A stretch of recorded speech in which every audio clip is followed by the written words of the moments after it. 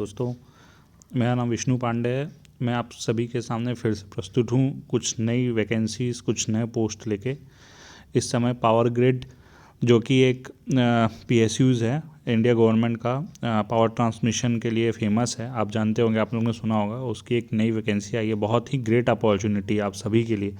आप चाहे तो इसमें डिप्लोमा ट्रेड में जिसने जिसने इलेक्ट्रिकल से डिप्लोमा किया है और जिसने सिविल से डिप्लोमा किया है वो इसमें अप्लाई कर सकते हैं। इलेक्ट्रिकल वालों के लिए तो बहुत ही ज़्यादा, देख सकते हैं 30 वैकेंसी आई हुई है, और सिविल वालों के लिए 5 वैकेंसी है, और जनरल के लिए 11 है, ओबीसी के लिए 7, 6, 2 ऐसे है, SC ST वालों के लिए भी। तो बहुत ही बढ़िया वैकेंसी है। इसमें आप अप्लाई करके अपने मतलब एक जूनियर इंजीनियर की पोस्ट ले सकते हैं। अब इसमें आपको कुछ थोड़ा सा डिटेल बता देता हूँ कि क्या इसमें जॉब स्पेसिफिकेशन क्या है, फिर बाद में आपको बताऊँगा इसकी तैयारी कैसे करनी है। आपको क्या चीज़ करोगे कि हाँ आपका श्योर शॉट सिलेक्शन हो जाएगा। मैं खुद गवर्नमेंट जॉब में हूँ, PSUs में हूँ, और मैंने भी ऐसी तैयारी की है। तो बहुत ही कम 11-12 सीट में ही मेरा सिलेक्शन हुआ था।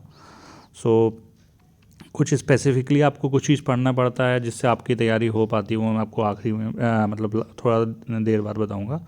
जैसे कि आप बताता हूँ जॉब डिस्क्रिप्शन क्या है। इसमें इलेक्ट्रिकल से जिसने डिप्लोमा किया है वो इसके लिए अप्लाई कर सकते हैं। बट इसमें एक फॉल्ट ये दिक्कत है कि इसमें जो जिसने बीटेक किया है विथ और without diploma is not allowed. जिसने बीटेक बी कर लिया है वो इसको नहीं भर सकते हैं। बाकी अगर आपने 3 ईयर का डिप्लोमा करके आप रुक गए हैं इलेक्ट्रिकल से, आपने अगर इलेक्ट्रॉनिक्स से भी किया है, मतलब इलेक्ट्रॉनिक्स से नहीं, इलेक्ट्रिकल एंड इलेक्ट्रॉनिक्स से किया हो, या फिर आपने सिस्टम इंजीनियरिंग पावर सिस्टम से किया हो, तो आप इसमें अप्लाई कर सकते हैं। 27 इसकी मैक्सिमम एज लिमिट है फॉर जनरल। और ऐसी सिविल में भी सेम है, आपने अगर बीटेक किया है, बी किया, तो आप अप्लाई नहीं कर सकते हैं। एज वेरियस में रिलैक्सेशन भी है। OBCs के लिए 3 साल का है, SC के लिए 5 साल का, ये तो आपने देखा होगा। जनरली मैं जनरल को फोकस करके बता रहा हूँ कि इसमें 27 साल आपका एज लिमिट दोनों में।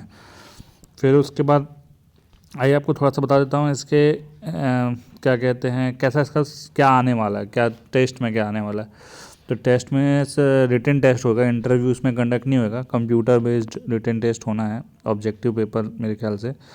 तो इसमें ना टेक्निकल नॉलेज का या प्रोफेशनल नॉलेज का इसमें क्वेश्चंस आएंगे, 120 क्वेश्चंस आएंगे, और 50 क्वेश्चन रहेंगे आपके इसमें SSC CGL वाला पैटर्न, जिसमें reasoning, numerical ability, aptitude, English के जैसे वर्बल कम्प्रीहेंशन, वोकेबलरी, इन सब से क्वेश्चन आ सकते हैं।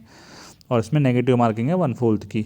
तो इसमें आपको मेनली जो है इसमें 40% ऐसा बोला तो गया है कि 40% मार्क्स आपको मिनिमम लाना ही लाना है पास, और 30% ईच में।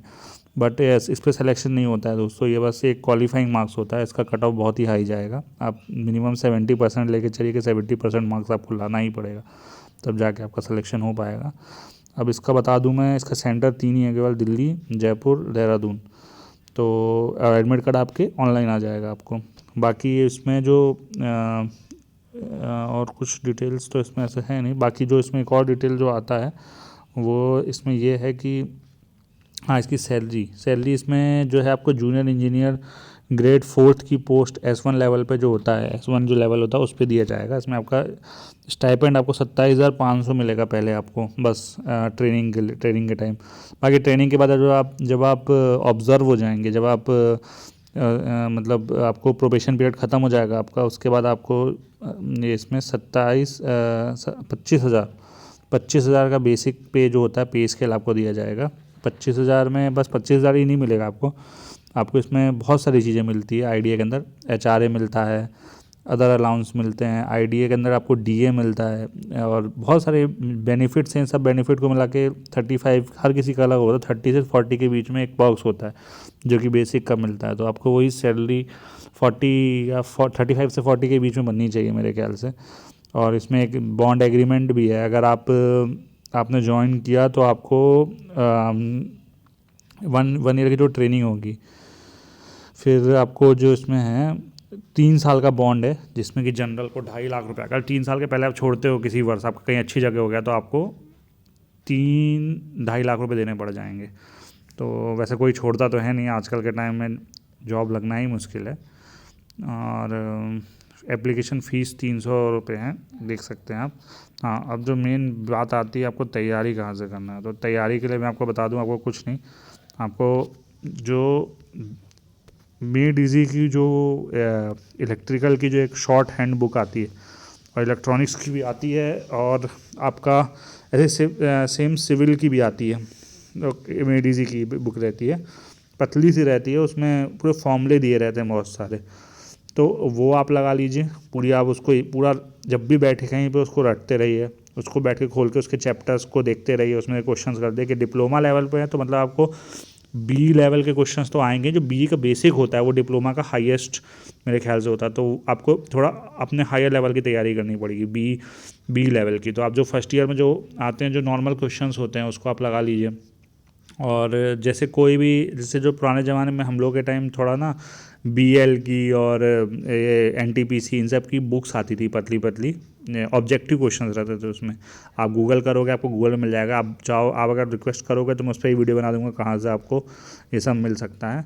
तो आप वो सब बुक डाउनलोड कर लीजिए, या नेट पे आपको कहीं से ओल्ड क्वेश्चंस मिल जाते हैं इसके, तो आप सर्च कर लीजिए, उस क्वेश्चंस को लगाइए। इनके क्वेश्चंस एंड पीएसयू के क्वेश्चंस रिपीट भी होते हैं कभी कभार, तो आप मैक्सिमम नंबर ऑफ़ क्वेश्चंस लगाइए फटाफट, और उससे आपका सिलेक्शन हो सकता है। और बाकी जो ये डेटा एंड इसका जो है 50 क्वेश्चंस जो आने हैं, मतलब ये इंग्लिश और इंग्लिश रीजनिंग और आपका डीए पे है, डेटा इंटरप्रिटेशन एंड एप्टीट्यूड पे।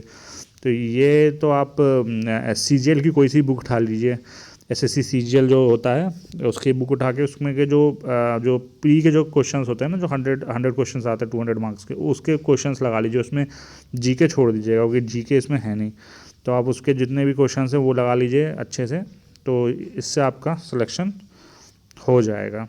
और अगर आपको वीडियो सही लगा हो तो मेरे चैनल को सब्सक्राइब कर लीजिए, और अगर कुछ आपको फीडबैक देना हो या कुछ बताना हो कि ये सर करने से वीडियो अच्छी होगी तो कृपया करके कमेंट कर दीजिए। Thank you.